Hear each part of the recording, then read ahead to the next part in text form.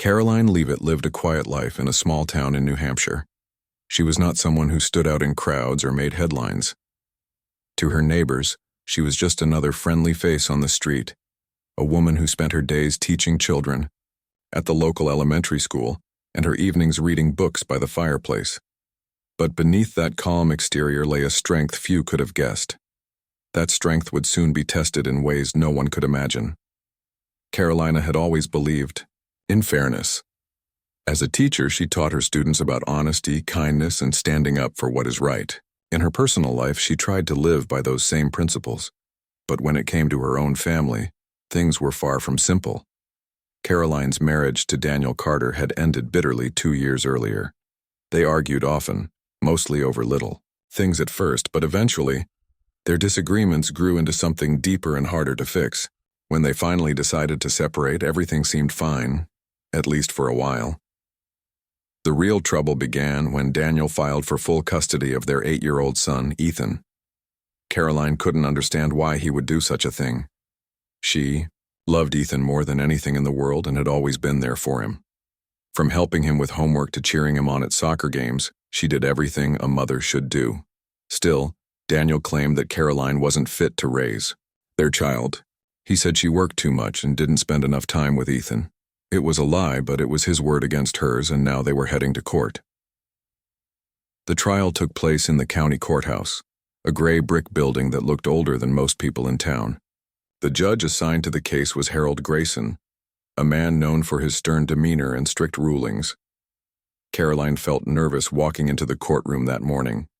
She wore her best dress and carried a folder filled with documents proving how involved she was in Ethan's life. Photos of them together, report cards showing his good grades, letters from teachers praising her parenting skills. She hoped these would help convince the judge that she deserved to keep her son. But as the days went by, something strange started happening. Every witness Karoline brought forward seemed to make no difference. Even when Daniel's lawyer twisted facts or exaggerated minor incidents, Judge Grayson barely reacted. Meanwhile, whenever Daniel spoke, the judge nodded thoughtfully, almost as if he already agreed with him. Karoline noticed this pattern, but told herself not to jump to conclusions. Surely, a judge wouldn't let personal feelings get in the way of making a fair decision. Then came the final day of the trial. Everyone sat quietly as Judge Grayson delivered his ruling. His voice echoed through the silent room as he explained why he believed Daniel should have sole custody of Ethan. According to the judge, Karoline's work schedule made her unavailable to care for her son properly. He also mentioned some vague concerns about her ability to provide stability. None of it made sense to Karoline. She stared at him, stunned, unable to believe what she was hearing.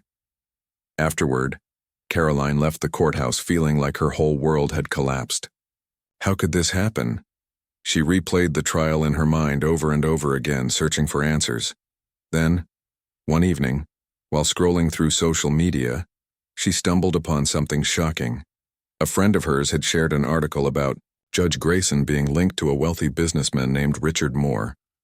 The article accused Richard of using his connections to influence court decisions in his favor. At first, Karoline dismissed it as gossip, but the name Richard Moore sounded familiar, and after digging a little deeper, she realized why. Richard Moore was Daniel's uncle, the same uncle who had attended every hearing and whispered constantly with Daniel's lawyer during breaks. Suddenly, pieces of the puzzle started falling into place. Could it be possible that Richard had pressured Judge Grayson to rule against her? If so, it meant the entire trial had been rigged from the start. Determined to find out the truth, Karoline reached out to Laura Bennett, an investigative journalist known for exposing corruption. Laura was hesitant at first. Taking on a sitting judge was risky business, and she knew it wouldn't be easy. But after meeting Karoline and hearing her story, Laura agreed to help. Together, they began gathering evidence, combing through public records, interviewing former clients of Judge Grayson, and tracking down emails between Richard Moore and others in his circle. What they uncovered was astonishing. Emails showed that Richard had indeed contacted Judge Grayson before the trial, offering favors in exchange for a favorable outcome. There were even hints that this wasn't the first time Grayson had bent the rules for someone with money and power. Other victims came forward sharing stories of how their lives had been ruined by his biased rulings. One woman lost her business because of a fraudulent contract upheld by Grayson. Another man was sent to prison despite clear proof of his innocence. Armed with this information, Karoline decided to take action. Filing a lawsuit against a judge was unheard of in their state, but she refused to back down. With Laura's support and a team of dedicated lawyers, she prepared to fight for justice, not just for herself, but for everyone who had suffered because of Judge Grayson's corruption. Word of Karoline's lawsuit spread quickly, drawing attention from news outlets across the country. Some praised her bravery, calling her a hero for standing up to a broken system. Others criticized her, saying she was wasting her time and money on a hopeless cause. But Karoline didn't care what anyone thought. For the first time in months, she felt a glimmer of hope. Maybe, just maybe, she could prove that even the most powerful people aren't above the law. As she stood outside the courthouse on the day she filed the lawsuit, surrounded by reporters and cameras, Karoline took a deep breath. This was only the beginning of a long and difficult journey, but she was ready. No matter what happened next, she knew she had done the right thing. And deep down, she hoped that her courage might inspire others to speak out when faced with injustice. Little did she know this decision would change her life forever, and perhaps the lives of countless others as well. Filing a lawsuit against a sitting judge was not something anyone did lightly. Most people wouldn't even consider it, knowing how hard it would be to win. But Karoline Leavitt wasn't like most people. She had seen the truth, or at least part of it, and she couldn't let it go. The evidence Laura Bennett had uncovered painted a clear picture of corruption, but proving it in court was another matter entirely. Judges were supposed to be untouchable, their decisions final and unquestioned. To challenge one meant stepping into uncharted territory where the odds were stacked heavily against her. Karoline's first challenge was finding a lawyer willing to take on such a risky case. Many attorneys refused outright, citing the difficulty of suing a judge and the potential damage to their reputations. Others gave polite excuses, saying they were too busy or didn't have the resources. It felt like every door she knocked on was slammed shut in her face. Still, Karoline refused to give up. She spent hours researching lawyers online, reading reviews, and making phone calls, until finally, someone agreed to meet with her. That someone was Andrew Hayes, a middle-aged man with graying hair and a no-nonsense attitude. He ran a small law firm in Boston, far from the cozy town where Karoline lived. Andrew had built a reputation for taking on tough cases, though he rarely won them. When Karoline explained her situation during their initial meeting, he listened, carefully, his expression unreadable. At the end, he leaned back in his chair and sighed. "This isn't going to be easy," he said bluntly. "You're going after a judge, a powerful one. People don't like that.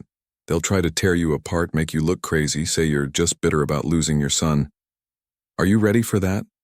Karoline nodded without hesitation. "I'm ready," she replied firmly. "This isn't just about me anymore. If I can prove what happened, maybe it'll stop him from hurting anyone else." Andrew studied her for a moment before nodding slowly. "All right," he said. "Let's do this, but you need to understand. This is going to take everything you've got." With Andrew on board, Karoline began preparing for the fight of her life. The process was grueling. She spent countless hours gathering documents, organizing evidence, and rehearsing her testimony. Laura Bennett continued to investigate, digging deeper into Judge Grayson's past and uncovering more victims who had been wronged by his rulings. Each new piece of evidence strengthened their case, but it also brought fresh challenges. One of the biggest hurdles was public perception. As news of the lawsuit spread, opinions divided sharply. Some people admired Karoline's bravery, calling her a champion for justice. Others dismissed her as a disgruntled ex-wife seeking revenge. Online forums buzzed with debates, and local TV stations aired heated discussions featuring legal experts who argued both sides of the issue. Karoline tried to ignore the noise, focusing instead on the task ahead. But it wasn't easy. Every insult, every accusation stung, even if she told herself it didn't matter. Then there was Ethan. Her son had become caught in the middle of it all, torn between his parents and confused by the constant drama. Daniel, emboldened by Judge Grayson's earlier ruling, used the media attention to paint himself as the victim. In interviews, he claimed Karoline was using their son as leverage to get back at him. The accusations hurt deeply, but Karoline knew better than to respond publicly. Instead, she focused on spending time with Ethan whenever she could, reassuring him that she loved him and that everything would work out in the end. As weeks turned into months, the pressure mounted. Preparing for trial was exhausting, both mentally and emotionally. Karoline often found herself lying awake at night staring at the ceiling and wondering if she was doing the right thing. There were moments when doubt crept in, whispering that she might lose everything, her savings, her reputation, even her relationship with Ethan. But then she remembered the other victims, the ones who had come forward to share their stories. Their courage inspired her to keep going, no matter how hard it got. Finally, the day of the preliminary hearing arrived. Karoline dressed carefully, choosing a simple yet professional outfit that conveyed confidence without appearing confrontational. She arrived at the courthouse early, clutching a folder filled with notes and documents. Outside, reporters gathered, cameras flashing as she walked past. For once, she ignored them, keeping her eyes fixed straight ahead. Inside the courtroom, the atmosphere was tense. Judge Patricia Monroe, assigned to oversee the pre-trial proceedings, sat at the bench, her expression neutral. Across the aisle, Judge Harold Grayson sat beside his defense team, looking calm and collected. Karoline glanced at him briefly before turning her attention to Andrew, who gave her an encouraging nod. The hearing began with opening statements. Andrew spoke first, outlining the allegations against Grayson and presenting the evidence they had gathered so far. His tone was measured but firm, leaving no room for ambiguity. He emphasized that this wasn't just about one biased ruling. It was about a pattern of misconduct that had harmed countless lives. When it was Grayson's lawyer's turn to speak, the mood shifted. Charles Whitman, a tall man with sharp features and a commanding voice, launched into a scathing attack on Karoline's character. He accused her of fabricating the corruption claims out of bitterness over losing custody of Ethan. He questioned the credibility of the evidence, suggesting it had been manipulated or taken out of context. Worst of all, he portrayed her as unstable, someone desperate for attention and unwilling to accept responsibility for her own failures. Karoline listened silently, her hands clenched tightly in her lap. She wanted to stand up and defend herself, to shout that none of it was true, but she knew better. This was Andrew's domain, and he handled it masterfully.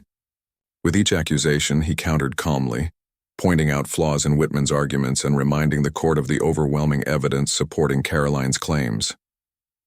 By the time the hearing ended, Karoline felt drained but hopeful. Judge Monroe hadn't ruled on anything yet. Preliminary hearings were just the beginning, but her demeanor suggested she took the allegations seriously. As Karoline left the courthouse, surrounded by reporters shouting questions, she allowed herself a small smile. They weren't finished, not by a long shot, but they had made it through the first round. Over the following weeks, the case gained even more attention. Stories about Judge Grayson's alleged corruption dominated headlines, sparking outrage among the public. More victims came forward, sharing their experiences and adding weight to Karoline's lawsuit. One particularly powerful testimony came from Sarah Mitchell, a single mother who had lost her home due to one of Grayson's biased rulings. During a press conference organized by Laura Bennett, Sarah broke down in tears as she described how the judge had ignored clear evidence of fraud, leaving her and her children homeless. "I trusted the system," Sarah said, her voice trembling. "I thought judges were supposed to protect us, not hurt us. But now I know the truth, and I'm not alone anymore." Her words resonated with many, fueling support for Karoline's cause. Donations poured in to help cover legal fees, and volunteers offered their time to assist with research and outreach efforts. For the first time since starting this journey, Karoline felt like she wasn't fighting alone. A community had formed around her, united by a shared desire for justice. Despite the growing momentum, challenges remained. Charles Whitman worked tirelessly to discredit Karoline and her team, filing motions to delay the trial and attempting to suppress key pieces of evidence. Each setback tested Karoline's resolve, but she refused to give in. She reminded herself why she had started this fight in the first place, not for money or revenge, but to hold someone accountable for the pain they had caused. Late one evening, as she sat at her kitchen table reviewing documents with Andrew, he looked up and smiled. "You know," he said, "you're stronger than most people realize. Even if we don't win, you've already changed things. People are paying attention now. That's something." Karoline nodded, feeling a flicker of pride. She still didn't know what the future held, but she knew one thing for certain. She had done everything she could to make a difference. And sometimes that was enough. The trial began on a cold, gray morning in late November. The courthouse was packed with spectators, reporters, and curious onlookers eager to witness what many were calling the most significant legal battle of the decade. Karoline arrived early, dressed in a modest navy blue suit that made her look both professional and approachable. She walked through the crowd with quiet determination, ignoring the cameras flashing around her and the murmurs of people speculating about her chances. Inside, she took her seat at the plaintiff's table beside Andrew Hayes, who gave her a reassuring nod. Across the aisle sat Judge Harold Grayson, flanked by his defense team led by Charles Whitman. Grayson appeared calm, almost indifferent, as if he believed nothing could touch him. His confidence unsettled Karoline for a moment, but she quickly reminded herself why she was there. This wasn't just about her anymore. It was about exposing the truth and holding someone accountable for their actions. The courtroom fell silent as Judge Patricia Monroe entered and called the proceedings to order. After brief introductions, Andrew stood to deliver his opening statement. He spoke clearly and calmly, laying out the case against Grayson step by step. He explained how evidence showed that Grayson had accepted bribes from Richard Moore, Daniel Carter's wealthy uncle, in exchange for ruling against Karoline during the custody battle. He also highlighted patterns of misconduct stretching back years, pointing to other victims whose lives had been ruined by Grayson's unethical decisions. When Andrew finished, Charles Whitman rose to present his side. True to form, he launched into an aggressive attack on Karoline's credibility. He accused her of being emotionally unstable and obsessed with revenge, painting her lawsuit as nothing more than a desperate attempt to overturn the custody decision. He dismissed the evidence as circumstantial and unreliable, suggesting that emails linking Grayson to Richard Moore had been taken out of context or fabricated altogether. Karoline listened intently, her jaw tightening as Whitman twisted facts to fit his narrative, but she kept her composure, focusing instead on the task ahead. When it was time for testimony, Andrew called their first witness, Laura Bennett, the investigative journalist who had uncovered much of the damning evidence. Laura took the stand confidently, explaining how she had tracked down emails between Grayson and Richard Moore. She described finding connections between Grayson's rulings and cases involving individuals linked to Moore's business empire. Under cross-examination, Whitman tried to poke holes in her methods, accusing her of bias and sloppy research. But Laura remained unfazed, calmly defending her work and pointing out that every piece of evidence had been verified multiple times. Next, Andrew called Sarah Mitchell, the single mother who had lost her home due to one of Grayson's biased rulings. Sarah's testimony was emotional and raw. She recounted how she had trusted the legal system to protect her when her landlord forged documents to evict her. Instead, Grayson ignored clear evidence of fraud, siding with the landlord despite overwhelming proof of wrongdoing. As Sarah spoke, tears streaming down her face, the jury watched intently, some visibly moved by her story. Whitman's cross-examination was harsh. He questioned Sarah's financial history, implying that she might have brought her troubles upon herself. But Sarah held her ground, refusing to let him diminish her pain. "I worked hard my whole life," she said firmly. "I didn't deserve what happened to me, and neither did anyone else hurt by that man." As the days went by, more witnesses took the stand, each adding weight to Karoline's case. A former court clerk testified about overhearing conversations between Grayson and Richard Moore. Another victim, a small business owner named Robert Kelly, described losing his company after Grayson upheld a fraudulent contract orchestrated by one of Moore's associates.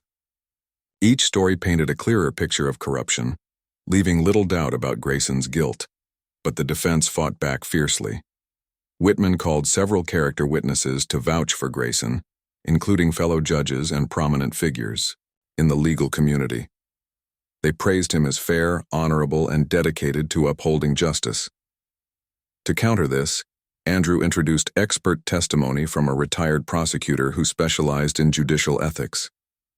The expert explained how Grayson's behavior violated fundamental principles of fairness and impartiality, reinforcing the argument that his actions amounted to systemic abuse of power. Throughout the trial, Karoline faced relentless scrutiny. Reporters hounded her outside the courthouse, asking probing questions designed to trip her up. Social media buzzed with opinions, some supportive but many critical. People debated whether she was a hero or a villain, a loving mother or a vindictive ex-wife. Karoline tried to tune it all out, reminding herself that none of it mattered compared to the truth. One particularly difficult day came when Karoline herself was called to testify. Sitting in the witness chair, she felt exposed and vulnerable, knowing that every word she said would be dissected and analyzed. Andrew guided her gently through her testimony, asking her to recount her experiences during the custody battle and explain why she believed Grayson had acted unfairly. Her voice trembled at times, especially when talking about Ethan, but she never wavered in her conviction. Under cross-examination, Whitman turned ruthless. He grilled her about her relationship with Daniel, suggesting she had exaggerated his faults to gain sympathy. He questioned her parenting skills, implying she was too busy working to care for her son properly. He even brought up old social media posts, twisting their meaning to make her seem reckless or irresponsible. Karoline clenched her fists under the table, fighting back tears, but she refused to let him rattle her. With Andrew's coaching, she answered each question honestly and directly, staying focused on the facts. By the time she stepped down from the stand, she felt drained but proud. She had faced her accuser head-on and stood her ground. As the trial progressed, tensions escalated. Arguments broke out in the courtroom, objections flew back and forth, and tempers flared. Judge Monroe struggled to maintain order, often calling for breaks to give everyone a chance to cool down. Despite the chaos, Karoline remained steadfast, drawing strength from the growing number of supporters who rallied behind her. Outside the courthouse, rallies began forming, organized by activists inspired by Karoline's courage. Signs read, "Justice for all and corruption has no place in court." Strangers approached Karoline to thank her for standing up, sharing their own stories of injustice and encouraging her to keep fighting. These moments lifted her spirits, reminding her that she wasn't alone. By the end of the fourth week, closing arguments loomed. Both sides prepared meticulously, knowing this was their final opportunity to sway the jury. Andrew spent hours rehearsing his speech, emphasizing the overwhelming evidence of Grayson's misconduct and urging the jury to see beyond the smokescreen created by the defense. Meanwhile, Whitman crafted a passionate plea for leniency, framing Grayson as a scapegoat caught in a web of lies spun by a bitter woman and her allies. On the morning of closing arguments, the courtroom was packed once again. Every seat was filled, and people lined the walls, straining to hear every word. Andrew delivered his remarks with clarity and conviction, appealing to the jury's sense of morality. "This isn't just about one judge," he said. "It's about trust. Trust in our legal system. Trust in those we entrust to uphold justice. If we allow corruption to go unpunished, what message does that send? That only the rich and powerful matter? That ordinary people don't deserve fairness?" Whitman followed with a fiery rebuttal, doubling down on his attacks against Karoline and questioning the reliability of the evidence. But his words lacked the impact they once had. The jury seemed weary of the constant attempts to discredit Karoline and deflect attention from the real issue at hand. When the arguments concluded, Judge Monroe instructed the jury to deliberate carefully, reminding them of their duty to weigh the evidence objectively. As the jurors filed out of the room, Karoline felt a mix of relief and anxiety. The hardest part was over, But now came the waiting, the agonizing uncertainty of not knowing what the verdict would be. That evening, Karoline returned home exhausted but hopeful. She spent time with Ethan, grateful for the rare opportunity to focus on something other than the trial. Together they baked cookies, laughed at silly jokes, and talked about everything except courtrooms and judges. For a few precious hours, life felt normal again. Late that night, as she lay in bed staring at the ceiling, Karoline reflected on how far she had come. From the despair of losing custody of her son to the daunting prospect of suing a sitting judge, she had faced unimaginable challenges. Yet here she was, still standing, still fighting. Whatever happened next, she knew she had already achieved something remarkable. She had forced the world to pay attention. And sometimes, that was the first step toward real change. The wait for the jury's verdict felt like an eternity. Days passed slowly, each one stretching longer than the last. Karoline spent her time trying to keep busy, but no matter what she did, her mind kept drifting back to the courtroom. She replayed every moment of the trial in her head, the testimony, the arguments, the looks on the jurors' faces as evidence was presented. She wondered if they truly understood the weight of what was at stake. Would they see through the defense's attempts to discredit her, or would they side with Grayson, letting him walk away untouched? During those tense days, Andrew Hayes called her daily to check in. "Don't overthink it," he advised gently. "They're smart people. They'll do their job." But even Andrew sounded uncertain at times. He reminded her that juries were unpredictable, and no matter how strong a case seemed, there were no guarantees. Still, Karoline held on to hope. After everything she had been through, she couldn't imagine walking away empty-handed. On the 5th day of deliberation, the call finally came. The jury had reached a decision. Andrew's voice was calm but tinged with excitement as he delivered the news. "Get ready," he said. "This is it." Karoline's heart raced as she prepared to return to the courthouse. She dressed carefully, choosing the same navy blue suit she had worn on the first day of the trial. It felt symbolic somehow, as if wearing it again would remind her of how far she had come. When she arrived, the courtroom was packed once more, buzzing with anticipation. Reporters lined the walls, cameras poised to capture every reaction. Spectators whispered among themselves, speculating about the outcome. Judge Patricia Monroe entered the room and called for order. The jury filed in silently, their expressions unreadable.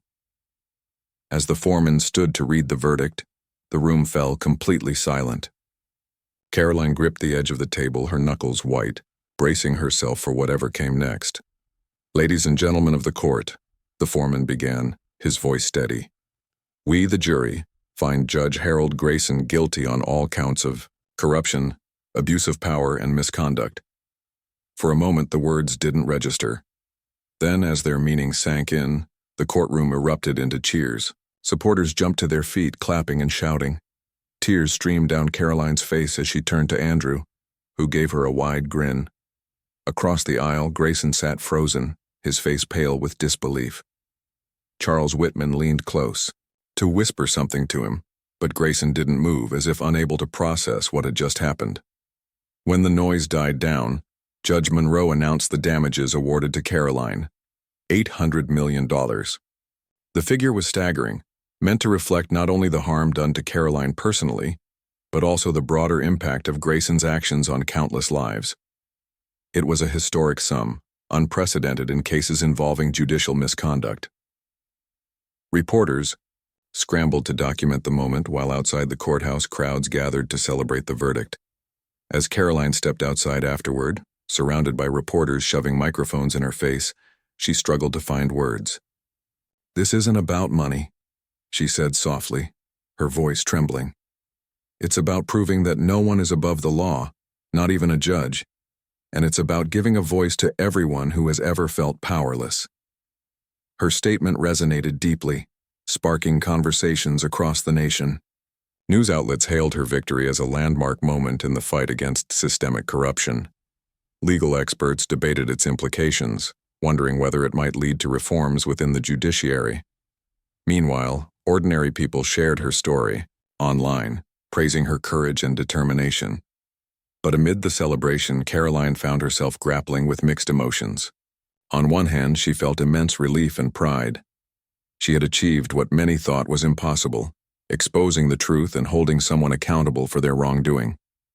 On the other hand, she couldn't shake the sense that this victory came at a cost. The trial had taken a toll on her physically, emotionally, and financially. She had sacrificed so much to get here. Her privacy, her peace of mind, even parts of her relationship with Ethan. Now, as the dust settled, she wondered what life would look like moving forward. In the weeks that followed, the spotlight refused to dim. Offers poured in from publishers, filmmakers, and talk show hosts eager to capitalize on her story. Some wanted to write books, others envisioned movies or documentaries.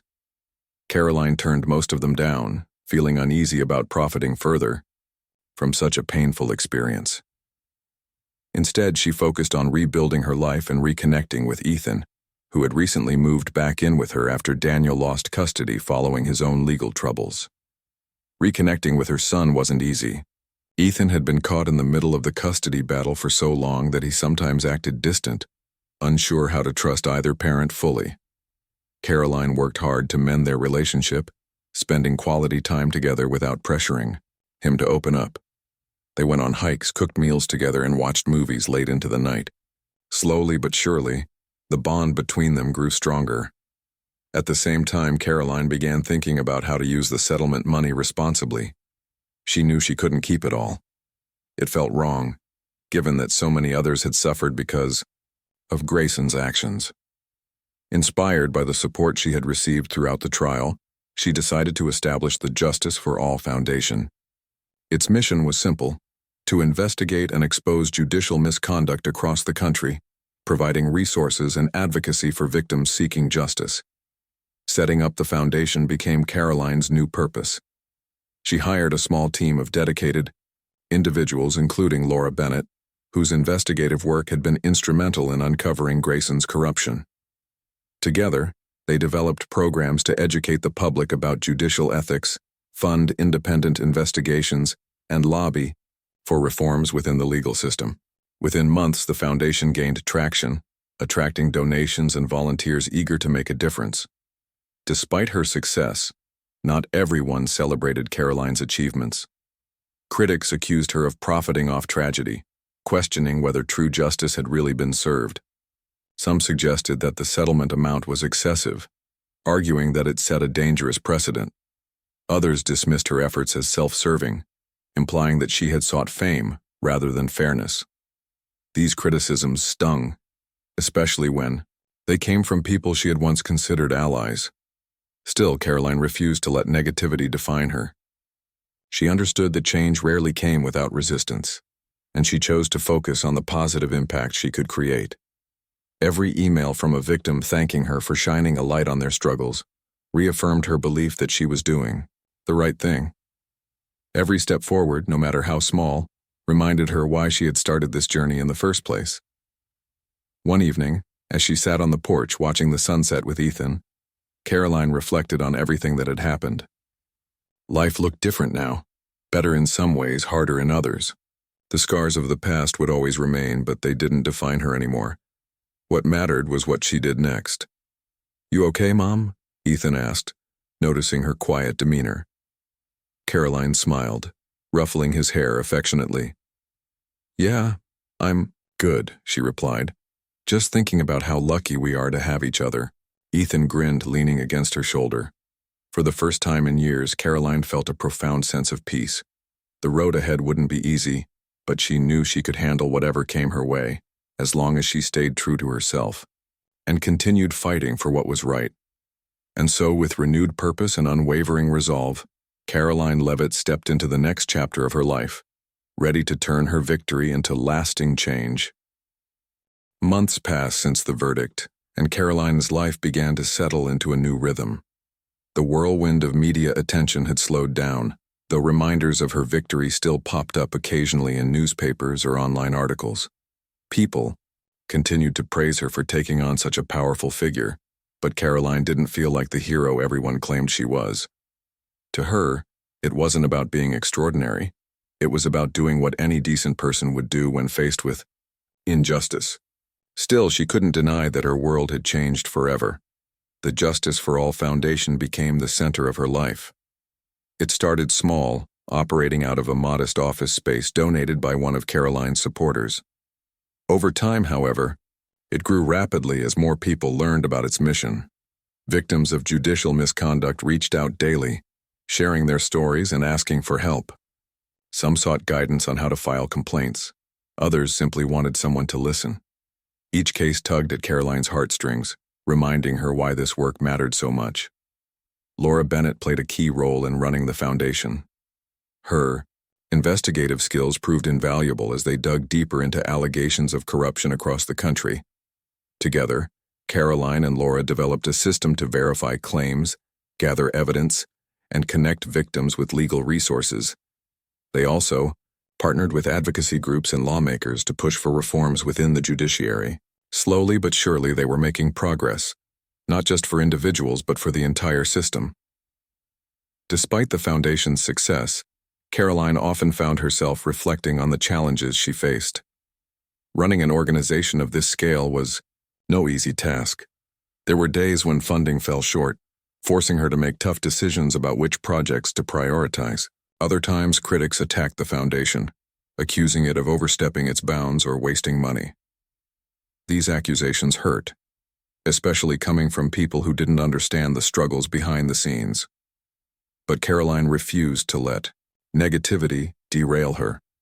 She reminded herself that every great movement faced opposition and that perseverance was key. One of the biggest hurdles came from unexpected places, former allies who felt overshadowed by Karoline's rise to prominence. Andrew Hayes, the lawyer who had stood by her side during the trial, began distancing himself. At first, Karoline assumed he was just busy with his own cases, but eventually, she realized there was more to it. In interviews, Andrew hinted that the lawsuit's success belonged as much to him as it did to her, suggesting that without his expertise, she wouldn't have won. His comments stung, not because they were entirely false, but because they undermined the collaborative effort that had made the victory possible. Karoline decided not to respond publicly. Instead, she focused on the people who truly mattered, the ones whose lives had been transformed by the foundation's work. One such person was Sarah Mitchell, the single mother who had lost her home due to Grayson's ruling. With the foundation's help, Sarah managed to reopen her case and secure justice. She later joined the team as a volunteer, using her experience to support others going through similar battles. Stories like Sarah's kept Karoline grounded, reminding her that the foundation wasn't about her. It was about creating opportunities for others to heal and rebuild. As the months went by, Karoline also worked hard to repair her relationship with Ethan. Their bond had strengthened since he moved back in, but old wounds took time to heal. Ethan sometimes struggled with feelings of guilt, believing he should have done more to protect his mom during the custody battle. Karoline reassured him repeatedly that none of it was his fault, emphasizing that adults were responsible for their own actions. To lighten the mood, they spent weekends exploring nearby towns, hiking trails, and visiting museums. These outings helped them reconnect as a family, free from the shadow of courtrooms and lawyers. Ethan even showed interest in helping with the foundation. Though he was only 9 years old, he understood its purpose better than most adults. "You're like a superhero," he told Karoline one evening while they baked cookies together. "But instead of fighting bad guys, you're fixing broken things." Karoline laughed, touched by his innocence. "I'm no superhero," she replied, "just someone trying to make things right." "Still counts," Ethan said with a grin. Though her personal life improved, professional challenges persisted. One particularly difficult situation arose when the foundation received a flood of requests from victims living in states where laws protected judges from accountability. Many jurisdictions allowed judges immunity unless misconduct was proven beyond a reasonable doubt, a nearly impossible standard to meet. Frustrated by these barriers, Karoline partnered with activists to lobby for legislative changes. She traveled to state capitals, speaking at rallies and meeting with lawmakers to advocate for stronger protections against judicial corruption. These efforts weren't always successful. Some politicians dismissed her concerns, claiming that reform wasn't necessary or that existing safeguards were sufficient. Others promised action, but failed to follow through once the cameras stopped rolling. Still, Karoline remained hopeful. Every conversation planted seeds of change, even if the results weren't immediate. And occasionally, those seeds blossomed into something tangible, like when a governor signed a bill increasing transparency in court proceedings after hearing testimony from victims supported by the foundation. Amid all the work, Karoline made sure to take care of herself too. She started practicing yoga and meditation, finding peace in quiet moments away from the chaos. On weekends, she invited friends over for dinner, laughing and sharing stories late into the night. These simple joys reminded her that life wasn't just about fighting battles, it was also about cherishing the good times. One day, while flipping through a magazine, Karoline stumbled upon an article featuring quotes from other women who had fought against powerful institutions. Reading their words filled her with pride, not because she saw herself among them, but because she realized how far society had come in recognizing the importance of standing up to injustice.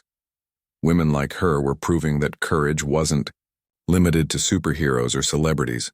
It lived in ordinary people willing to speak truth to power. Inspired by the article, Karoline agreed to give a speech at a national conference on ethics in law.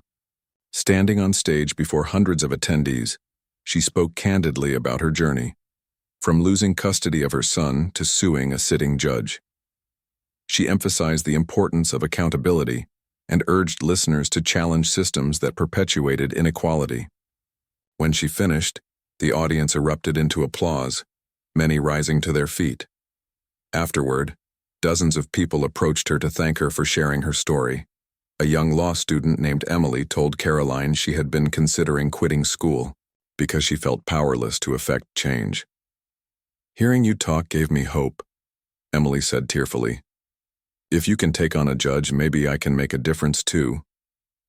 Moments like these reaffirmed Karoline's belief in the ripple effect of courage. By standing up for herself, she had inspired others to do the same. And while she knew the fight for justice would never truly end, she felt confident that the foundation and the movement it represented would continue long after she stepped aside that evening. As she drove home from the conference, Karoline reflected on how far she had come. From a quiet school teacher in a small town to a symbol of resilience and determination, her transformation amazed even herself. Yet she knew none of it would have been possible without the support of her community, the victims who shared their stories, the volunteers who dedicated their time, and the loved ones who stood by her side. When she arrived home, Ethan greeted her with a hug. "How was your speech?" he asked eagerly. "It went well," Karoline replied, smiling. "People seem to like it." "You're awesome, Mom," Ethan said matter-of-factly. "Everyone knows it now." Karoline chuckled, pulling him close. "Thanks, buddy. That means a lot." As they sat together on the couch watching TV, Karoline felt a deep sense of contentment. Life wasn't perfect. There were still challenges ahead, but she had built something meaningful. More importantly, she had shown Ethan that even in the face of overwhelming odds, kindness, integrity, and persistence could lead to real change. And as she drifted off to sleep that night, Karoline knew one thing for certain. Whatever happened next, she would face it with the same strength and grace that had carried her this far. Years passed, and Karoline Leavitt's name became synonymous with courage and justice.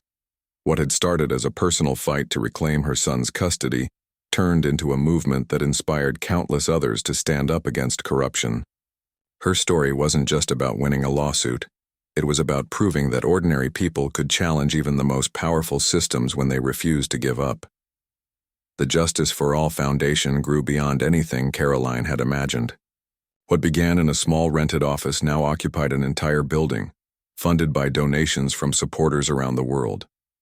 The foundation employed dozens of staff members, including lawyers, investigators, and advocates, all working tirelessly to expose judicial misconduct and support victims seeking justice.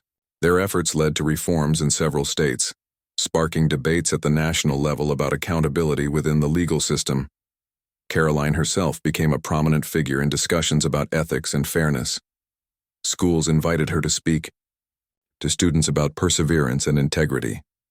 Universities offered honorary degrees, which she accepted humbly, always emphasizing that her achievements belonged to everyone who had supported her along the way. Textbooks featured her case as a landmark example of citizen activism challenging systemic corruption. Even late-night talk show hosts joked about being more like Karoline, turning her into a cultural icon. But despite the fame, Karoline remained grounded. She never sought attention or glory. Her focus stayed on helping others. Every morning she woke up early, brewed a cup of coffee, and spent a few quiet moments reflecting on her journey.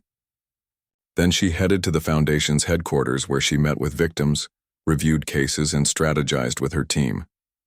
Her days were busy but fulfilling. Each new success reminded her why she had started this work in the first place. Ethan, now a teenager, thrived under her care. He excelled in school, played soccer, and developed a passion for photography. Though he sometimes teased his mom about being famous, he took immense pride in her accomplishments. On weekends, they still spent time together hiking or exploring nearby towns. Ethan often accompanied her to speaking engagements, watching proudly as audiences cheered for her. He told his friends that his mom was basically a superhero, though Karoline always laughed off the comparison. One day, while preparing for another conference, Karoline received an email from Laura Bennett. Attached was a draft of an investigative report exposing yet another corrupt judge in a neighboring state. As Karoline read through the details, she felt a familiar surge of determination. This was what kept her going, the knowledge that there were still battles to fight, still people who needed help. She forwarded the document to Andrew Hayes, who had recently rejoined the Foundation after patching things up with Karoline. Together, they began planning their next steps. That evening, as she sat at the kitchen table reviewing notes, Ethan walked in holding a framed photo. It was a picture of them taken shortly after the trial ended, standing side by side outside the courthouse. They looked exhausted but happy, arms wrapped tightly around each other. "Remember this?" Ethan asked, placing the frame on the table. Karoline smiled, picking it up. "Of course I do. That was one of the hardest days of my life, but also one of the best." "You look so different now," Ethan said thoughtfully. "Like, stronger." "I feel stronger," Karoline admitted. "Not because I'm braver than anyone else, but because I learned something important. Even when things seem impossible, you can keep going. You just have to take it one step at a time." Ethan nodded, then grinned mischievously. "Does that mean you'll let me borrow your car tomorrow?" Karoline laughed, ruffling his hair. "Nice try, buddy." As the years went by, Karoline's legacy continued to grow. Documentaries and books about her story reached wide audiences, inspiring young activists to pursue careers in law and advocacy. One filmmaker even made a movie based on her life, casting a well-known actress to play her. Karoline attended the premiere with Ethan, laughing as they watched actors dramatize moments from her past. While some parts felt exaggerated, the core message rang true. Justice was worth fighting for, no matter how difficult the road. Though Karoline stepped back from the spotlight as she aged, her influence endured. The foundation she built became a cornerstone of the movement for judicial accountability, training new generations of advocates and investigators. Sarah Mitchell, once a victim herself, eventually took over as its director, ensuring that Karoline's vision lived on. In interviews later in life, Karoline often reflected on her journey. "I didn't set out to make history," she would say. "I just wanted my son back. But if sharing my story helps someone else find their strength, then it was worth every struggle." Her words resonated deeply, not only with those who had followed her story, but also with strangers discovering it for the first time. Teachers used her example to teach lessons about resilience. Parents told their children bedtime stories about the brave woman who stood up to a corrupt judge, and activists carried her torch, using her methods to tackle injustices in other areas. On a warm summer afternoon, years after the trial, Karoline sat on the porch of her home, watching Ethan play with his dog in the yard. Now a college student studying political science, he dreamed of following in her footsteps. He waved at her before tossing a frisbee, laughing as the dog chased after it. Karoline leaned back in her chair, feeling a profound sense of peace. Life hadn't been easy, and there were still challenges ahead. But as she looked at Ethan, strong and happy, she knew they had emerged stronger. Not despite the pain, but because of it. The scars of the past would always remain, but they no longer defined her. What mattered now was the future, a future shaped by hope, courage, and the belief that change was possible. And so, Karoline Leavitt's story came full circle. From a quiet teacher in a small town to a beacon of hope for millions, she proved that even in the darkest moments, ordinary people could achieve extraordinary things. Her legacy wasn't just about lawsuits or settlements. It was about showing the world that justice wasn't something handed down from above. It was something fought for step by people willing to stand up and say, "Enough is enough." As the sun dipped below the horizon, painting the sky in shades of orange and pink, Karoline closed her eyes and breathed deeply. For the first time in years, she felt truly at peace. Whatever lay ahead, she knew she, and those she had inspired, would face it with the same unwavering determination that had carried her this far.